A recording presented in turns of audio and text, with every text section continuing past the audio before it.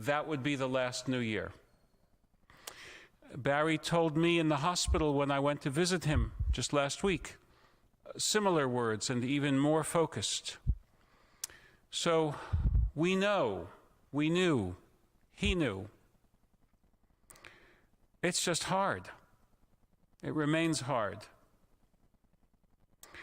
And that's why I think the words of Job are so appropriate for a moment such as this. And that's why I began with those words.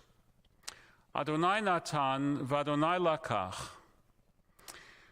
At a moment that we're focused on the thought that God took away from us, God took away from this world, one so necessary to the world, so important.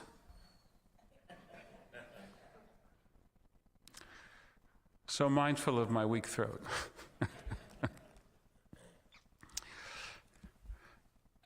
Thank you.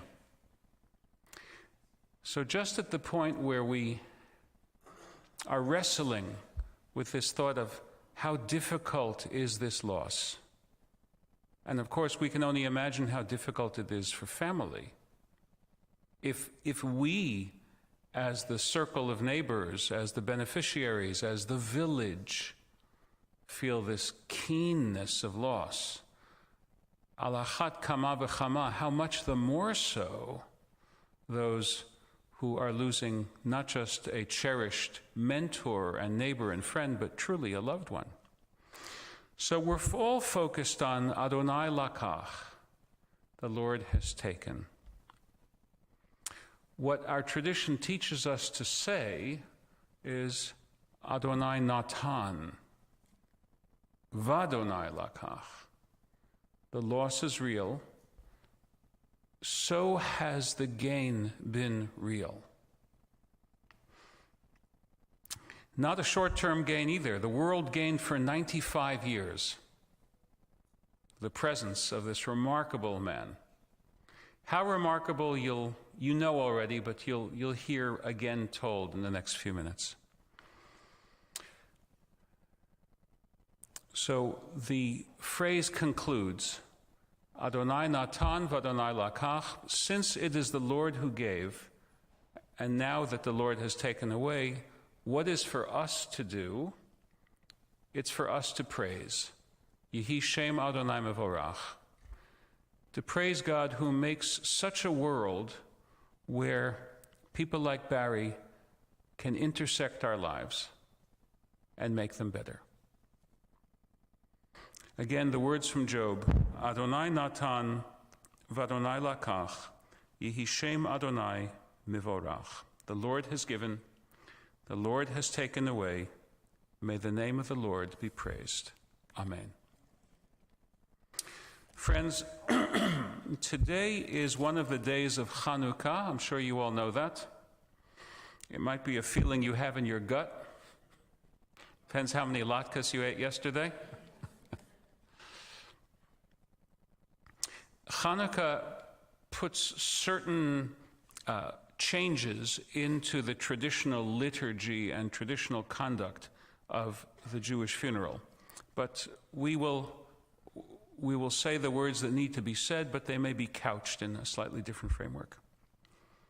We begin with words of Psalms.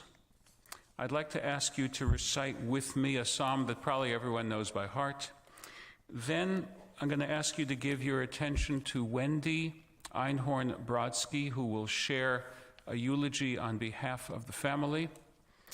Then I will have my own words disguised as a Hanukkah teaching. And then Jennifer Peters will come to recite the El Mole, the traditional prayer of memorial.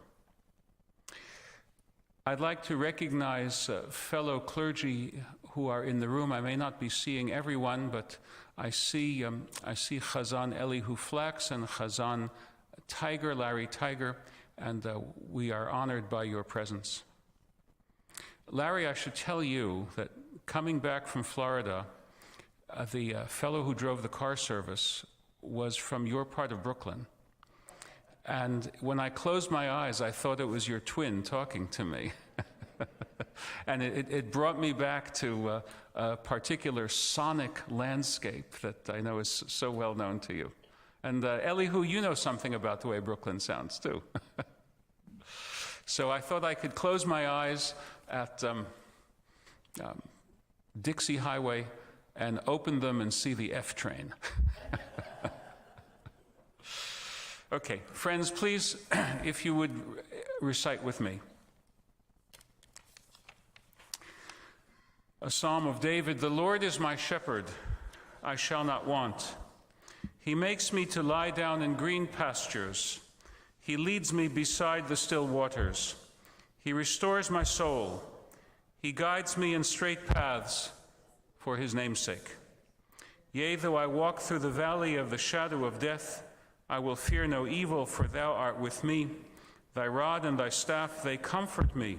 Thou preparest a table before me in the presence of mine enemies. Thou hast anointed my head with oil.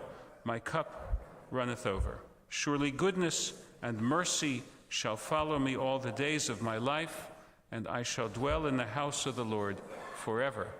Amen. As my eye scans the room, I see the presence of another colleague, and I welcome and honor our colleague, Rabbi Cantor Ellen Jaffe-Gill. And now, please give your attention to Wendy Bratsky.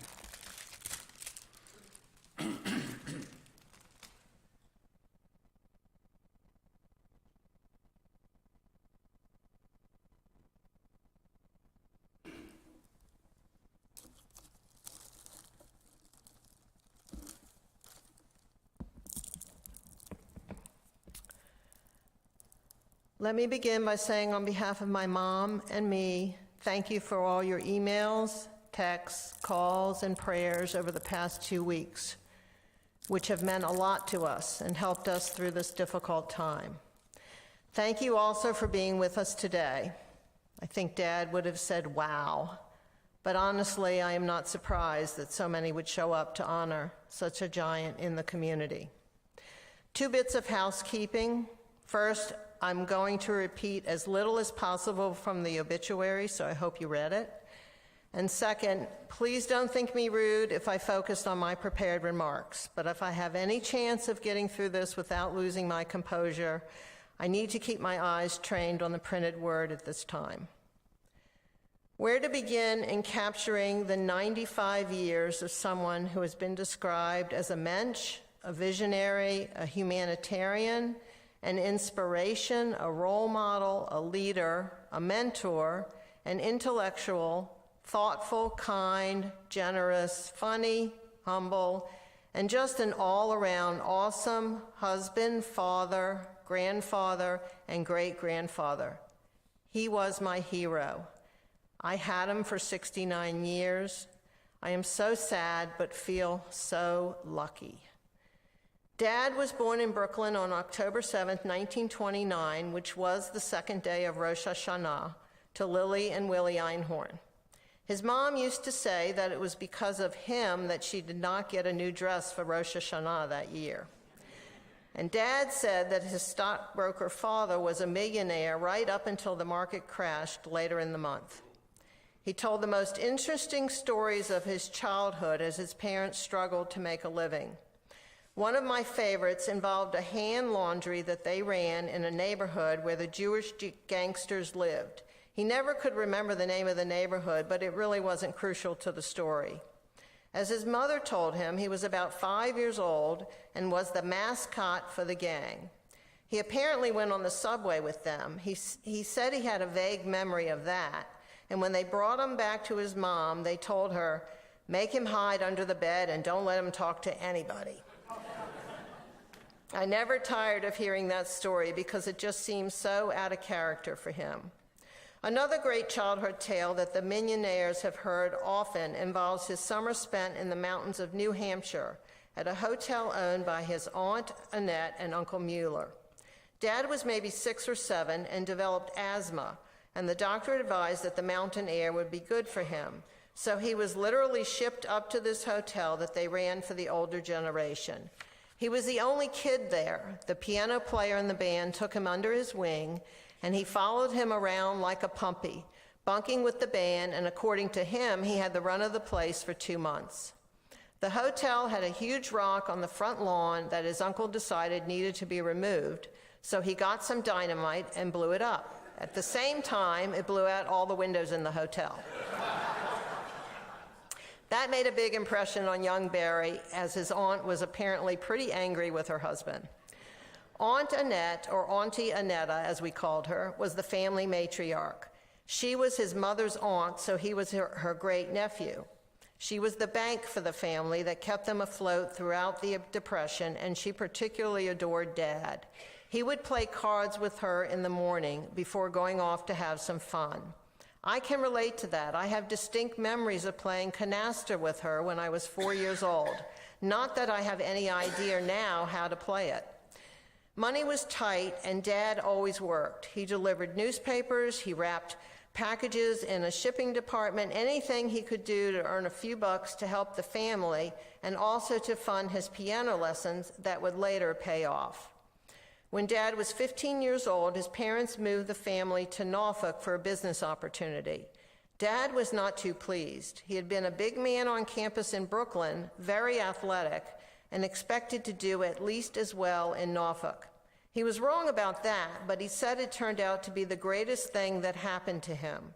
First, because he met my mom, Lois, and second, because it changed the family's life dramatically for the good. His father finally achieved some business success. His mother became an important person in the Jewish community, and Dad, while he still had to work, was under less pressure to help support the family. Two of the first friends he made were Bernie Chappell and Ted Kruger, friendships that would literally last the rest of their lives. November 16th, 1945 was a critical date in Dad's life, for that was when he and his cousin Arlene hosted a party, and Dad asked Mom, who was friendly with Arlene, to be his date. From that point on, he never dated anyone else. 7 years they dated, through her college years at RPI and MCV, and through his college years at UVA, and all the dance weekends where Dad played piano in a band.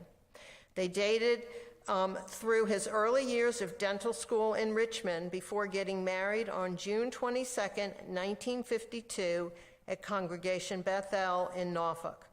Mom and Dad spent 2 more years in Richmond while Dad finished his training and found that he really loved treating children. Being young marrieds, they developed a large circle of friends, primarily through a young couple's dinner club through their temple.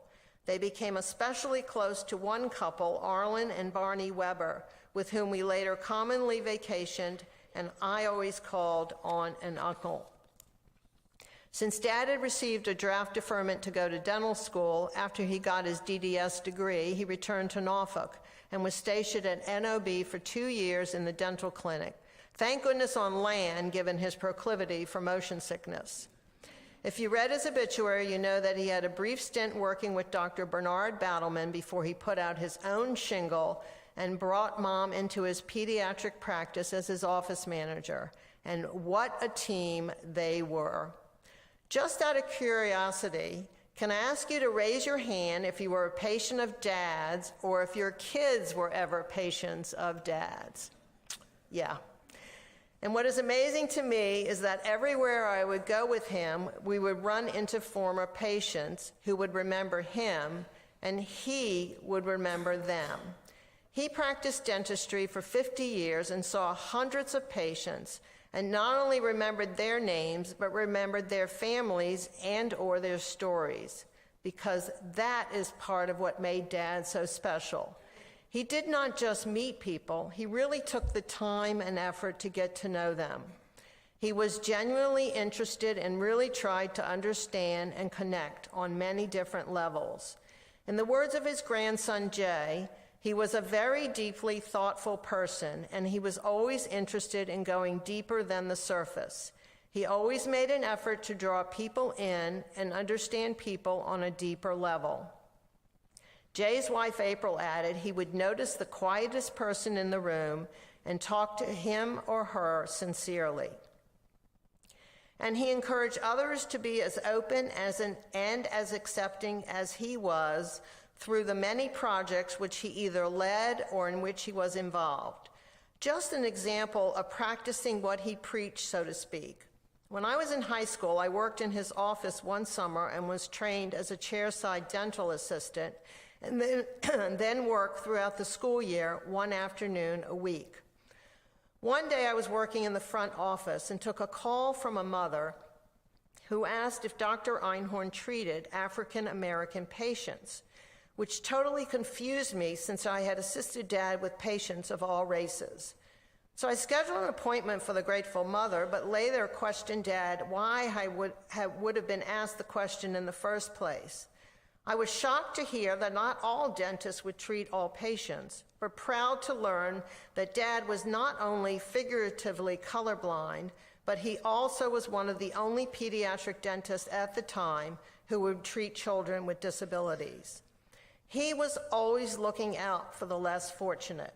The Tidewater Jewish Federation started Project Ahava years ago when they asked different churches and family shelters if the Jewish community might make and serve dinner on Christmas Day. Dad and Mom were volunteers with Project Ahava, but when the project ended, they took it upon themselves to organize a group of volunteers to continue the annual tradition at the Dwelling Place shelter until it shut down. And then after that, they approached 4 Kids, which ran a shelter in Ocean View, and they organized a wonderful Christmas meal there every year until the pandemic. Similarly, under a program organized by the Optimist Club, they were part of a homework club at Granby Elementary, where they tutored children who needed a little extra help after school. When the Optimist Club could no longer support the program, Barry organized a team of volunteers to continue it, again, right up until the pandemic hit. His obituary mentioned his leadership roles with Operation Understanding Hampton Roads, the Virginia Center for Inclusive Communities, and the African American Jewish Coalition. In much of his dialogue with the African American community, he became aware of issues small businesses faced in securing financing. So, in typical Barry fashion, he met with a whole lot of people and ended up setting up a micro-lending unit called MEDAL, which stood for Minority Economic Development Assisted Lending. Small businesses had to attend classes taught by business instructors and develop a business plan that had to be approved before a loan would be made. Dad just felt like he wanted to do everything he could to help people. Prior to the pandemic, he had put together a diverse group dubbed Advocates for Racial Justice that met monthly to advocate for current issues, most especially related to low-income housing in Norfolk. He and Mom won many awards for all their efforts, most especially the VCIC Humanitarian of the Year award, but they were in it for results, not awards. And Dad never shied away from taking on a leadership role. They made the decision to sell their house and move to the Talbot in 2019, which, by the way, was the best decision ever. Is it any surprise that in March of 2022, he was elected president of the Residents' Council at the age of 92, and was finishing out his second 2-year term? That was Dad. Lazy he was not. Sometimes I felt like I had to make an appointment just to be able to talk to him because he was so involved with meetings. I can't talk about Dad without focusing on his spiritual side. He was deeply committed to Judaism. I'll never forget his first words when he accepted the Men's Club Man of the Year award in 1998. I love my God. He attended morning and evening services every day, and I don't think it would be hyperbole to state that over the past few years he has personified the heart and the soul of the daily minyan. At the start of each service, we read the names of those individuals who we are remembering on the anniversary of their passing. Thanks to Dad, in addition, we also ask those in attendance to tell us a little bit about their loved one so that we can all honor their memory. It is a beautiful tradition he began and in keeping with his caring nature. and that spiritual side carried into the various committees he sat on and meetings he attended at the temple and for the various Jewish and secular organizations in which he was involved.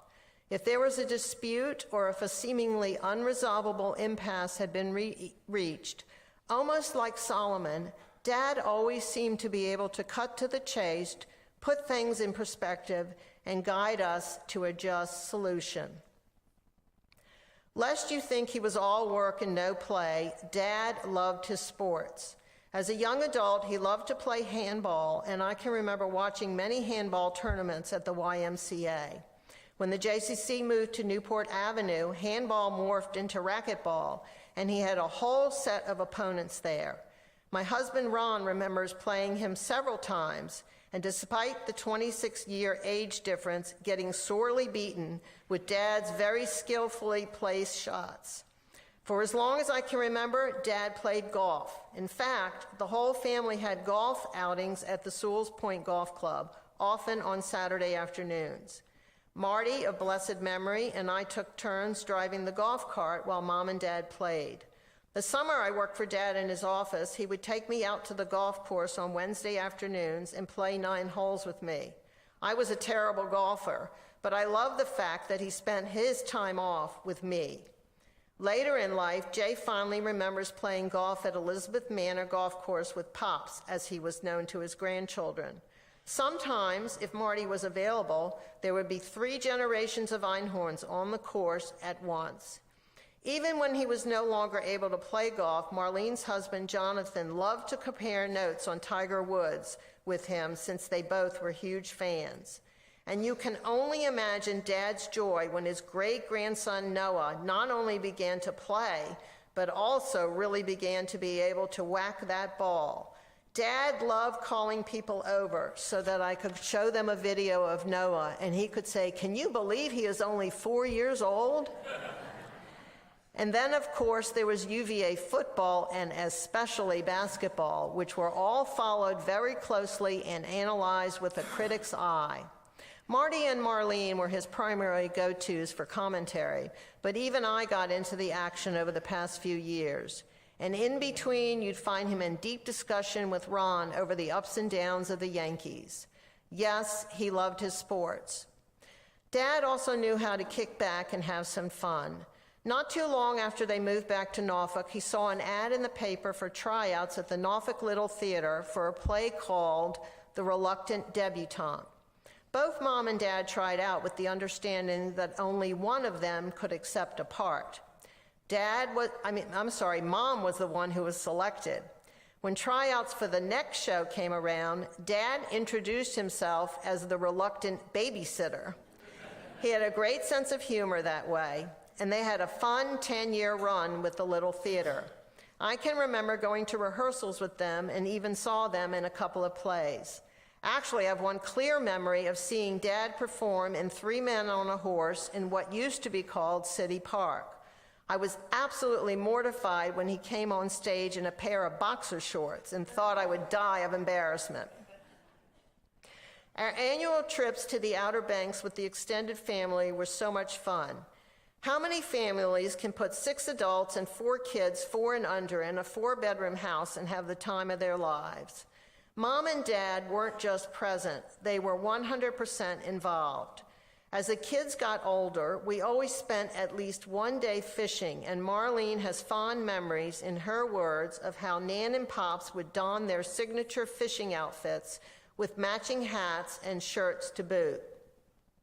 We never really caught anything, but she and the rest of us treasured the time spent on the dock talking about anything and everything.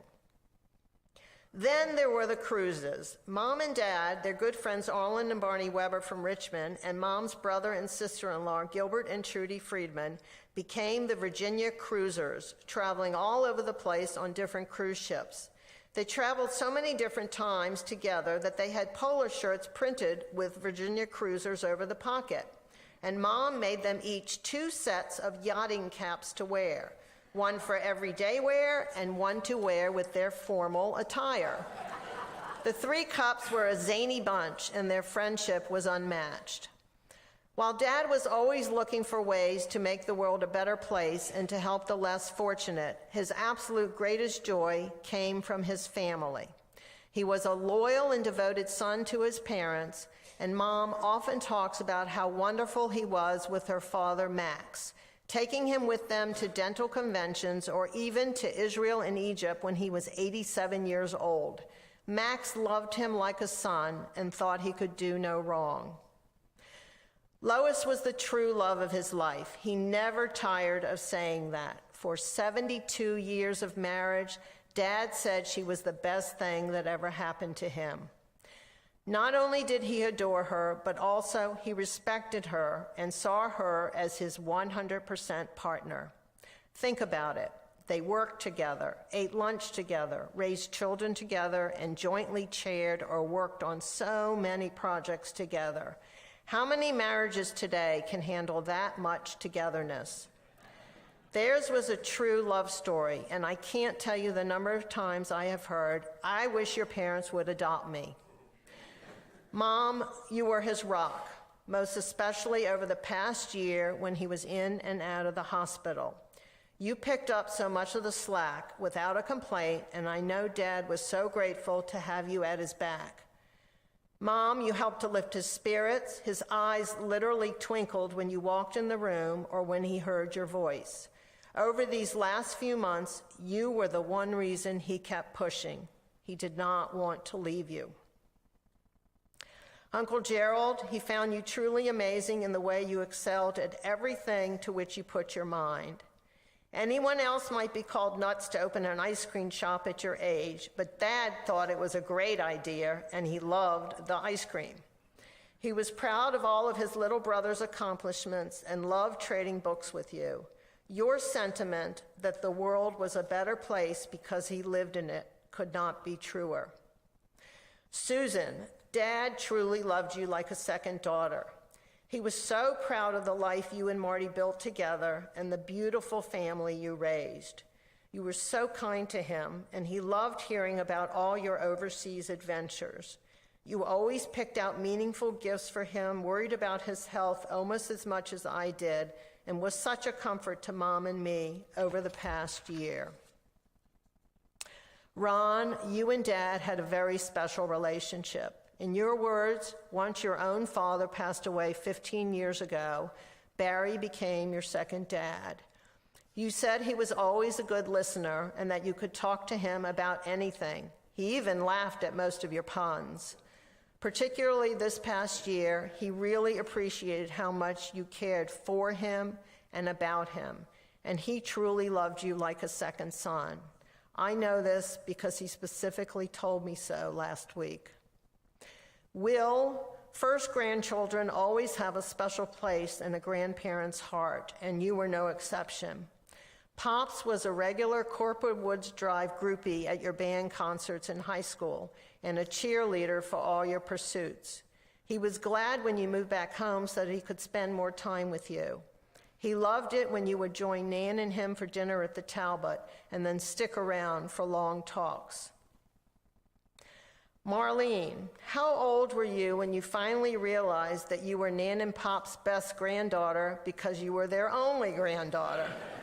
Seriously, yesterday afternoon you posted the most beautiful tribute to Pops on Facebook that would have brought him to tears. Even though you no longer live close by, he so much appreciated your keeping in touch with him and coming to visit as often as you could. I know that Jonathan admired him greatly, feeling that he had similar values and priorities, and Dad, in turn, felt that you had chosen a wonderful spouse. Of course, it did not hurt that he was also a who. I loved to watch the interactions between Pops and Noah and Talia. He relished his role as a great-grandfather, and it was bittersweet that the grandkids were able to light the menorah with him the night before he passed. Saul, yours was probably the most complicated relationship with Pops since he was always pushing you to do more. He never said it to me, but I think it was because he saw his younger self in you, and as an adult, you were living up to his expectations. He was proud of your leadership roles in Jewish youth organizations throughout high school and college, and got a special charge when you revitalized AE Pi at UVA, his college fraternity. I know how much you appreciated his welcoming your wife Adina into the family, loving her just like another grandchild, and he truly looked forward to her regular calls. He was so appreciative that once a year you made the arduous trip here in order that his great-granddaughter Tahila could get to know her great-grandparents and vice versa. Now, with your new venture into the world of scribing, he was proud and intrigued and may well have been one of your first customers. Jay, Pops watched you score many a basket at the JCC and avidly followed your golf and track successes in high school. He always marveled at how smart you were and was excited when you decided to study for a master's degree at his beloved UVA, yet another Who on the family team. He was very impressed in April's Chinese background, especially since Dad's mother had passed through China on her way to the United States. Jay and April, you helped make Dad's 95th birthday extra special by bringing Charlotte, Belle, and Brooks to celebrate with him, and he was so grateful for that. Dad, I am proud to have been your daughter. You were my parent, my teacher, my mentor, my friend, my role model, and you were always there for me, no matter what. Through the years, you were my guide, helping me grow into the woman I am today. I know that fathers and daughters generally have special bonds, but I can't help but feel that ours was unique. I know that this last year was difficult for you because it cut into your independence, and I tried really hard to respect that. But it was truly an honor to ensure your comfort, and you know that I will be here for Mom in your absence. I'm going to miss you every day for the rest of my life, but I'm so grateful for your love and support these past 69 years. Now, as I close, I'm going to let you all in on a secret about Dad. He was worried about his legacy. Since August, we had many deep discussions about whether he had, quote, done enough. He felt very strongly that he was put on this earth to make a difference, and he worried whether he had. In Judaism, the concept is called tikkun olam, which means to repair the world, and it is something for which we are all responsible. The mere fact that so many people are here today to honor and pay their respects to my father tells me that he did make a difference. But I'm going to paraphrase what Marlene said in her online tribute about taking all that you honor today and paying it forward. Be an advocate for social justice. Fight for the underrepresented and underprivileged. Be a mensch. Be a role model. Then Barry Einhorn's legacy will live on, and you will have truly honored him. Thank you.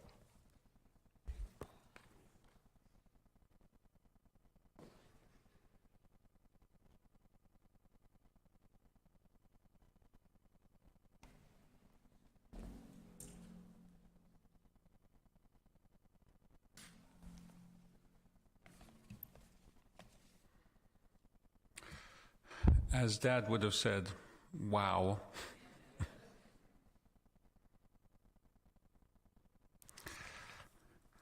I can't imagine such a perfect blending of attentiveness to detail and also focus on the big picture as you've just given us.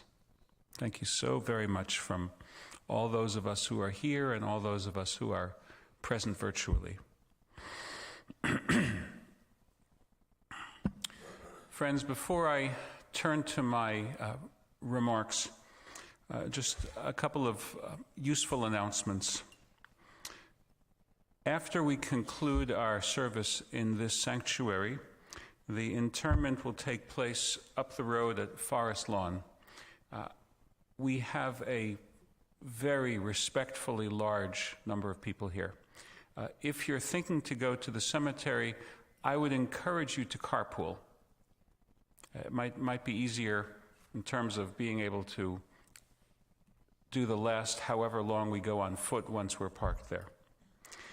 From there, we're coming back to Temple Israel, which is almost without hyperbole the house that Barry and Lois built. And we're going to have the Meal of Consolation upstairs in our Brody auditorium. And the family will remain there for a while.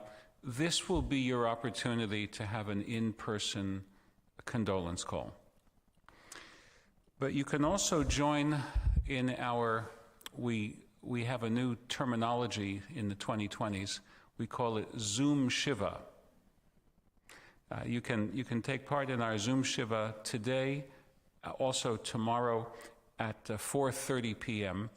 And there'll be an hour of people being given the opportunity one by one, or one square by one square, to offer words of appreciation and words of condolence to Barry's family who will be there. And you can get the Zoom number from the temple website, or you can simply call the office once we're concluded here. If we need to do another night of Zoom Shiva, just because everyone didn't get the opportunity, we were able to do so. But be aware that when we get to 5:30 p.m., we'll stop the condolences and turn to the regularly scheduled worship service then, and then continue on the next day at 4:30 with additional condolences.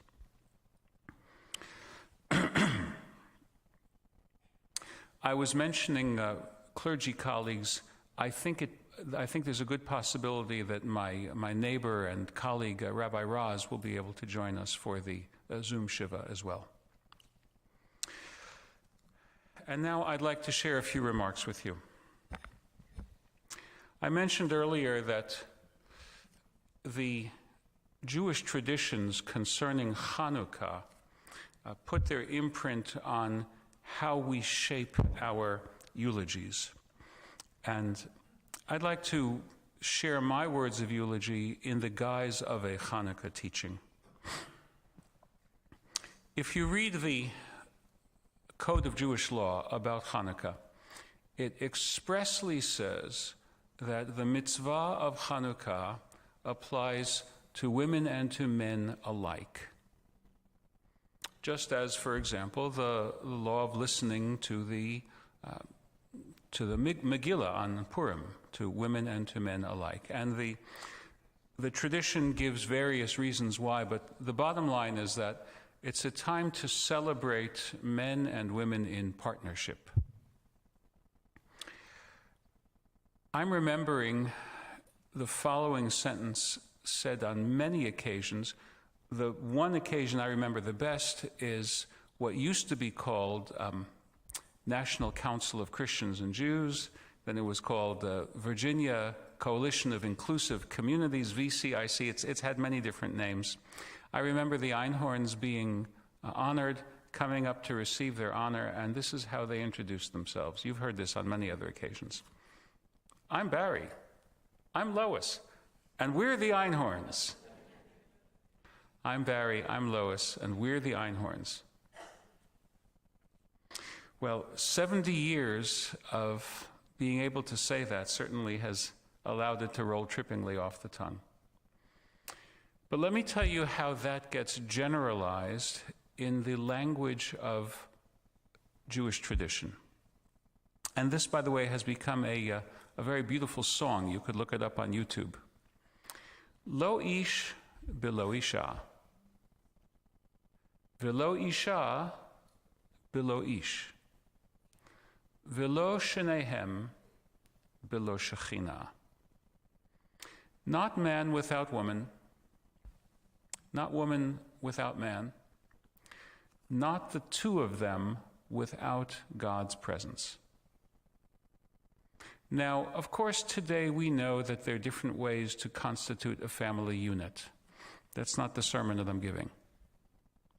The point I'm earnestly trying to share in this remembrance and the selection of this quotation is that Barry and Lois saw themselves not precisely as a pair, that's part of it.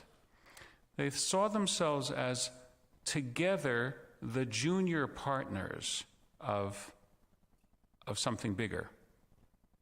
And the senior partner of that something bigger is God's presence, Shekhinah. Not Barry without Lois, not Lois without Barry, not the Einhorns without God's presence. Now, different religions have different ways of going about that. There was a famous emperor of Rome who brought all the bishops of his church to a place in Turkey called Nicaea and locked them in a room and said, don't leave until you've figured out a statement that everyone in our faith can raise his arm and say, this is what I believe. That's the Council of Nicaea. That's not the way our tradition has chosen to express what God means to us. For Barry and for Lois, the two of them needing to be in God's presence shows up on all sorts of places. It shows up in the homeless sheltering work they did. It shows up in the charitable work they did. It shows up in the educational work that they did. It shows up in the community building work that they did. And Wendy gave us a full, not actually a completely comprehensive, but a very full hint of how much they did. And of course, it also showed up in the formal act of worship. I've been privileged to serve this congregation for a third of a century. And so I have 32 annual meetings, the recollections of 32 annual meetings in my mind. And at every single one of them, I recollect Barry taking the moment to stand up. Sometimes it was virtual because of COVID, but the figurative equivalent of standing up, and to make a pitch for the importance of daily worship, which he identified as the heart and soul of our congregational life. And he's right. And if our daily worship is the heart and soul of our congregational life, Barry and Lois have been the heart and soul of our daily worship. So heart and soul of heart and soul. Lev Sheba Lev. The second Hanukkah teaching that I want to share with you. Ner ish uveto. The original commandment was to take a lamp, an oil lamp. You may have seen a collection of these lamps in the most current issue of the Southeastern Virginia Jewish News, and to light it and put it in a sconce by your front door. Picture this. You're looking at your front door. On the right side of the doorway, you see your mezuzah. On the left side of the doorway, you have a little sconce, and you see your Hanukkah lamp. One lamp. The ordinary time, the everyday, is the mezuzah. The high points of life, the extraordinary moments, is the Hanukkah lamp. And what's the purpose of the lamp? The purpose of the lamp is to push back the darkness. This shows up in the Hanukkah song that Israeli children are taught to sing already in grade school. Banu choshech ligaresh. We have come to push back darkness. To have been born in 1929 means to have lived through the terrible darkness of the mid-decades of the 20th century. And it also means to be living through the terrible darkness of today. In some ways, scarily reminiscent of that terrible darkness of the Holocaust era. Barry's life has been a life of pushing back the darkness. He's done it by inspiring you to light your own lamps. He's done it by holding his lamp proudly. He's done it by timing the holding of his lamp to be when it was most needed for its illumination. Remember when we started the Virginia Festival of Jewish Film that it was at this time of year rather than a little bit later, precisely because that's when Jewish people needed to hold our lamp high. And I will close with one particular moment that I know Barry and Lois helped orchestrate, and I know they loved so much.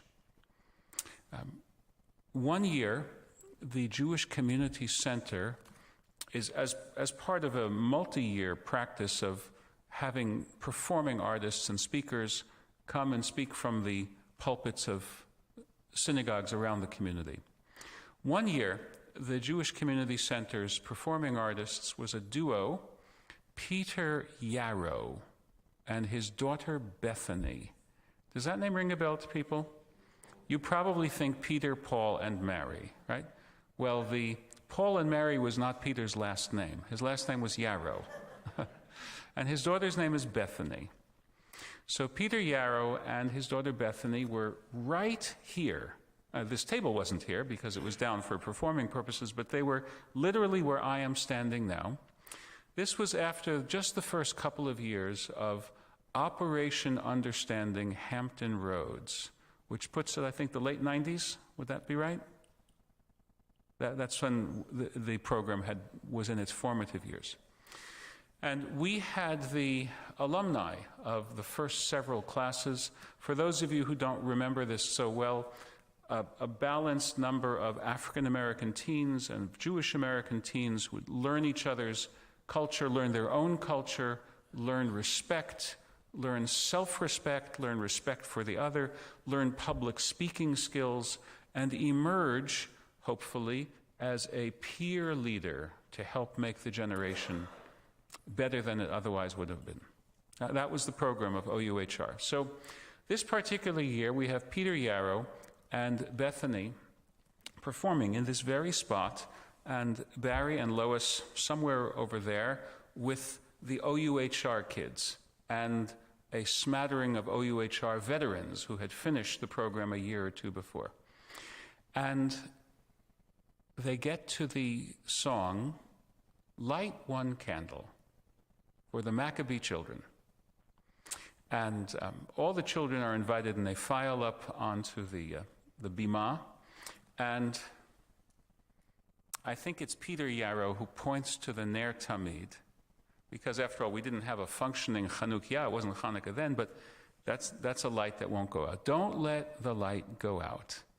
It's lasted for so many years. Don't let the light go out. And we had all these kids, singing with the gusto that children can muster once you get them over their shyness.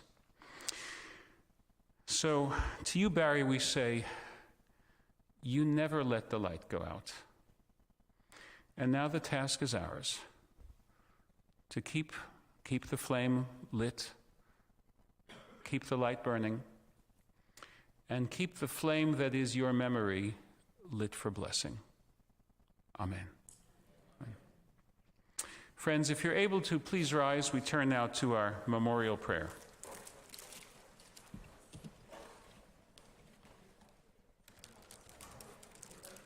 You have your text?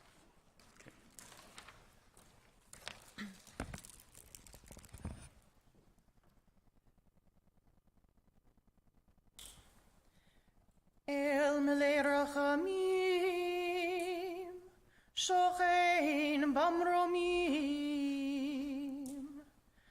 Hamtzei Menucha Nechana, Tachat Kanfei HaShchina, B'malot Kedoshim Utorim, Kezohar Harakia, Mazyerim,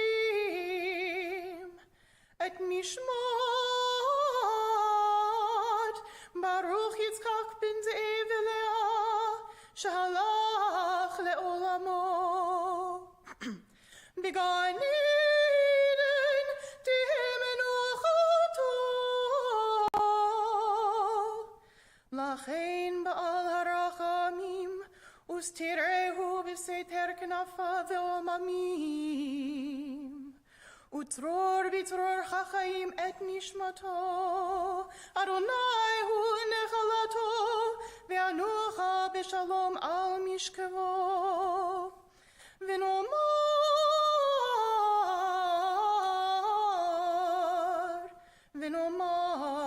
Amen.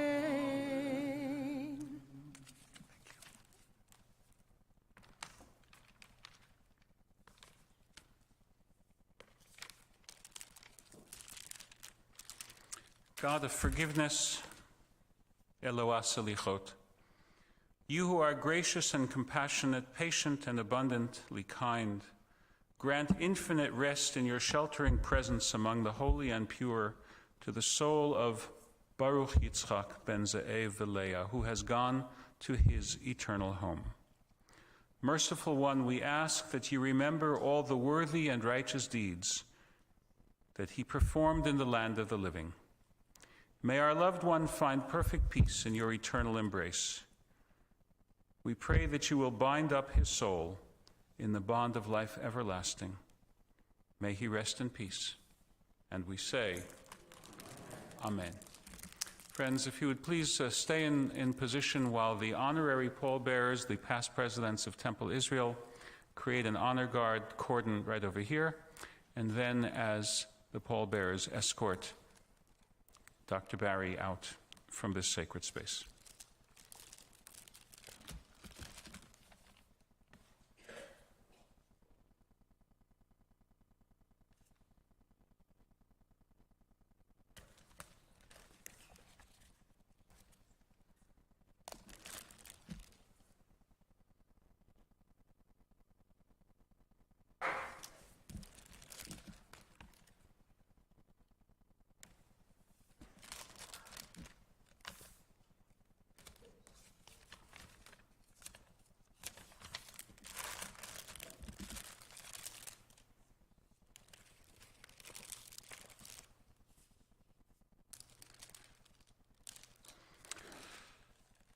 Michtam leDavid, Shomreni el ki chasiti vach, Amart l'Adonai Adonai ata, Tovati bala lecha, Shima sheva ha'atzima, Protect me, O God, for you are my refuge. I have said to Adonai, you are my God, my benefactor. There is no